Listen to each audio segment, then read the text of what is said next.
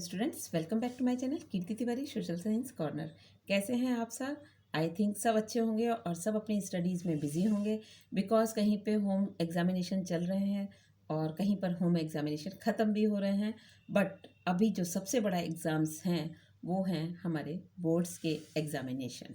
उन बच्चों की हार्ट बीट वाकई में बहुत बड़ी हुई है और उनको नहीं समझ में आ रहा है कि वो किस तरह से अपनी स्टडी को इस तरह से बनाए कि जिससे कि उनका स्कोर जो है वो क्या कर सकें, हाई कर सकें।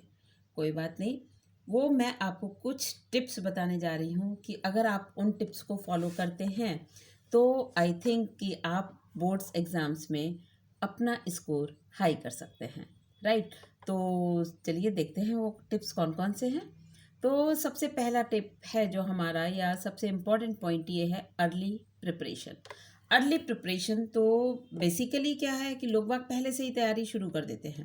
बट जो बच्चे अभी सो रहे हैं, नहीं उठे हैं, मतलब कहने का सेंस ये है कि अभी उन्होंने अपनी स्टडी को इतना सीरियसली नहीं लिया है, तो भैया उठ जाओ सब लोग अब, क्योंकि अब आपके पास बिल्कुल भी टाइम नहीं बचा है।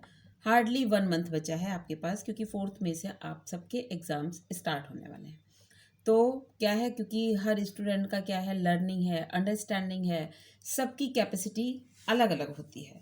कोई वो वाली बात नहीं है। लेकिन हाँ, अब आप क्या कर सकते हो इसमें, तो आपको क्या करना है, जो भी आप स्टडी कर रहे हो, राइट, तो उसको सिस्टमेटिकली अब आप स्टार्ट कर दीजिए।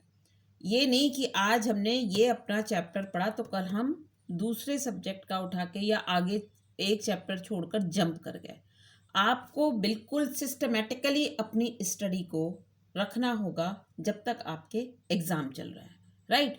एंड उसके बाद जो आपने टाइम टेबल सेट किया है, ठीक है, टाइम टेबल सभी बच्चों ने सेट किया होता है अपने पढ़ने के लिए, लेकिन उस टाइम टेबल के साथ में कहीं पे कोई भी किसी भी तरह की उसको नेगोशिएट करने की कोई भी गुंजाइश नहीं होनी चाहिए। कि आप ये सोचो कि चलो ठीक है, टाइम टेबल में हमने लिखा है, चलो आज हम थक गए हैं आज, या फिर कहीं जाना था तो चले गए, तो वो सब अब बिल्कुल भी चलने वाला नहीं है। जो टाइम टेबल आपने सेट किया है उसी के अकॉर्डिंग आपको अपनी स्टडी करनी होगी।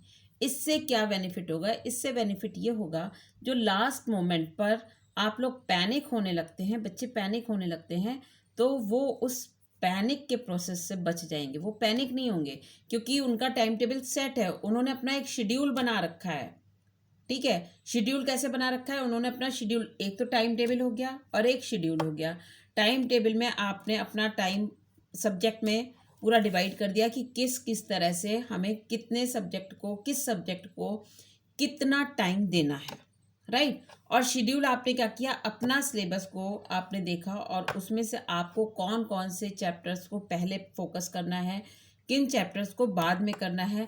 तो जो भी आपने प्लानिंग कर रखी है, जो भी आपने अपना शेड्यूल बना रखा है, जो भी आपने अपना टाइम टेबल सेट कर रखा है, उसी के अकॉर्डिंग आप पढ़ेंगे, राइट। उसमें जरा सा भी इफ बट किंतु परंतु नहीं होना चाहिए, राइट। और थर्ड, जो आपने स्टडी प्लेस को अपना सेलेक्ट किया है, एक आपका प्रॉपर स्टडी प्लेस होना ही चाहिए। बिकॉज हम जहाँ पे स्टडी करते हैं तो वहाँ पे क्या है, हमें ऐसा प्लेस चाहिए कि जहाँ पे कोई भी किसी भी तरह का शोर ना हो, कोई भी नॉइज़ ना हो, कोई डिस्टर्बेंसेस ना हो। और होता भी ये है कि जहाँ पे जिस प्लेस में हम पढ़ाई करते हैं तो हमें वहीं पर पढ़ा हुआ याद भी होता है और समझ में भी आता है। तो जो भी आपने अपने स्टडी प्लेस को प्रॉपर तरीके से आपने जो चूज़ किया है, उसी स्टडी प्लेस पर आपको अपनी पढ़ाई करनी है। ये नहीं कि घर में कोई आ गया तो आपने अपना प्लेस चेंज कर दिया कि चलो कोई बात नहीं, आज यहाँ पर गेस्ट आए हुए हैं तो हम आज इस वाले रूम में पढ़ लेते हैं। ठीक, ऐसा नहीं है। जहाँ पर आपकी बुक्स हैं, जहाँ पर आपका स्टडी मटेरियल है सारा, और जो आपका रूम है पढ़ने का, स्टडी रूम, वहीं पर आपको पढ़ना है, किसी भी तरह का डिस्टरबेंसेस के बिना। उसके बाद क्या है, अब आपने सारी पढ़ाई तो आपकी हो चुकी है, ऑलमोस्ट आपने सारा सिलेबस कंप्लीट कर रखा है, सब कुछ कर रखा है। अब आपको क्या करना है, ये जो टाइम बच रहा है, 1 मंथ का टाइम बच रहा है, इसमें आप क्या करिए, प्रीवियस ईयर के जितने भी क्वेश्चन पेपर हैं उनको सॉल्व करिए। और उनको सॉल्व करने का तरीका ये है कि आप अपना उसके साथ में टाइम भी देखते चलिए कि आपको 3 आवर्स मिलते हैं एक क्वेश्चन पेपर को सॉल्व करने में, राइट। तो अब आपको अपने पेपर को सॉल्व करना है, तो आप बिल्कुल उसी तरह से 3 आवर्स दीजिए कि जैसे कि आपका पेपर चल रहा है, मतलब जस्ट लाइक इसको हम बोल सकते हैं मॉक टेस्ट, राइट। तो इसमें अब आप क्या कर सकते हो कि हाँ ठीक है, आपने अपना एक पेपर जो प्रीवियस ईयर का है, जितने भी क्वेश्चन पेपर्स हैं वो आपको सॉल्व करना है, लेकिन वही कितने टाइम ड्यूरिंग क्या रहेगी, टाइम ड्यूरेशन जो रहेगा वो रहेगा 3 आवर्स का। आपको बिल्कुल वैसे ही, इससे आपका क्या होगा, इससे आपकी स्पीड भी मेंटेन होगी और आपको जो राइटिंग स्किल्स है या लिखने का मेथड है वो भी आपको पता चलेगा।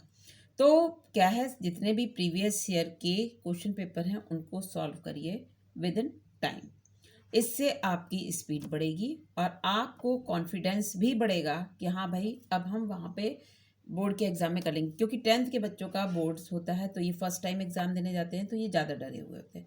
तो उससे बेटर है कि आप घर पर एक बार प्रैक्टिस करेंगे तो वहाँ पर क्या होगा, वहाँ पर आपको किसी भी तरह का डर नहीं रहेगा, फियर नहीं रहेगा और आप ईजी वे में पेपर को क्या कर सकते हैं, सॉल्व कर सकते हैं। सैम्पल पेपर्स आपने कर दिए, क्वेश्चन पेपर प्रीवियस ईयर के कर दिए। अब आपको क्या करना है, उन पे जो आपका वीक एरिया है उस पे भी आपको फोकस करना है। पहले आपने क्या किया था, वीक एरिया को आप छोड़ते जा रहे थे और जो आपका अच्छा था, फेवरेट सब्जेक्ट होता था, उसको आप पढ़ रहे थे। लेकिन अब आपको क्या करना है, वीक एरिया पे भी फोकस करना है, क्योंकि कहीं ऐसा ना हो कि आप वीक एरिया को पूरा ही छोड़ दें तो उस वजह से आपके स्कोर्स पे क्या हो जाए, अंतर आ जाए।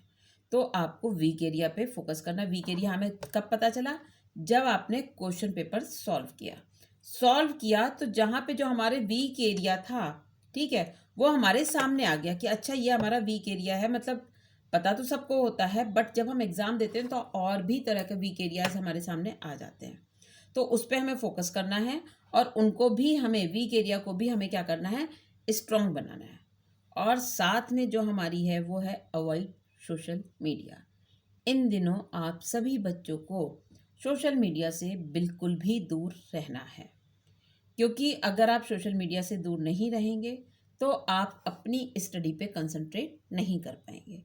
और इधर ये लॉकडाउन के दौरान क्या हुआ है, बहुत से बच्चों का सोशल मीडिया में काफ़ी इंटरेस्ट हो गया है। इंटरेस्ट ऐसे हो गया है क्योंकि उनको मोबाइल मिले, ऑनलाइन क्लास चल रही थी, तो वो फिर सोशल मीडिया में भी इन्वॉल्व होते चले गए, उनको पता नहीं चला।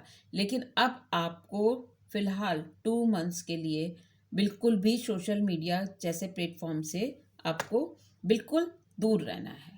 और दूसरी चीज़ ये कि जो एग्ज़ाम से पहले की नाइट होती है, राइट, सपोज़ दैट आपका कल एग्ज़ाम है और आज की रात आपको क्या करना है, आज की रात आपको बिल्कुल रिलैक्स रहना है। हेल्दी आपको खाना खाना है। हेल्दी खाने में अच्छा रहेगा कि अगर आप लिक्विड डाइट लें। लिक्विड डाइट लेते हैं तो क्या होता है कि हमारी बॉडी जो होती है वो काफ़ी रिलैक्स फील करती है। रिलैक्स इन द सेंस कि एनर्जेटिक भी रहती है और कोई भी भारीपन सा नहीं लगता है कि हमें मतलब डॉजिंग हो रही है या नींद सी आ रही है या हम लेथार्जिक हो रहे हैं, आलस आ रहा है, ऐसा कुछ भी नहीं होता है। तो एग्ज़ाम से जो एक दिन पहले की नाइट है उसमें आप हेल्दी खाना खाइए और प्रॉपर अपनी नींद लीजिए। आपकी नींद प्रॉपर होनी चाहिए। ये नहीं कि कल पेपर है और हम आज रात में 2 बजे तक 3 बजे तक जाग रहे हैं। उससे क्या होगा कि अगर आप रात में 2-3 बजे तक जागेंगे और फिर आप मॉर्निंग में जाकर एग्ज़ाम देंगे तो मुझे नहीं लगता है कि आप उतना फ्रेश होंगे। फ्रेश आप तभी होंगे जब आप प्रॉपर अपनी नींद लेंगे। तो नींद भी आपको प्रॉपर लेनी है और साथ में खाना भी आपको हेल्दी खाना है। अब आप नेक्स्ट डे एग्ज़ाम देने पहुंच गए। अब उस दौरान क्या करना है आपको, ठीक है, एग्ज़ाम में हमने एंट्री करी, अपने क्लास में गए आप और अपने रोल नंबर के आगे बैठ के वहाँ पे क्वेश्चन पेपर मिलेगा। क्वेश्चन पेपर को सबसे पहले आप रीड करिएगा। रीड करने के बाद अपनी स्ट्रैटेजी बनाइएगा कि हमको कौन से क्वेश्चंस को पहले करना है। जो आपको ज़्यादा अच्छे से आते हैं उसमें आपने टिक कर लिया कि हाँ ये हमें बहुत अच्छे से याद है, इनको हम पहले करेंगे, ठीक है। तो आप देखिएगा आपके मार्क्स जो हैं वो काफ़ी हाई आएंगे, कम हो ही नहीं सकते अगर आप इन स्ट्रैटेजी से चलते हैं, इन स्ट्रैटेजी को फॉलो करते हैं, इन टिप्स को फॉलो करते हैं। आई थिंक मेरे ये टिप्स आपके लिए काफ़ी यूज़फुल रहेंगे। तो बोर्ड्स के एग्जामिनेशन के बच्चों के लिए wish you all the best. Take care, bye bye.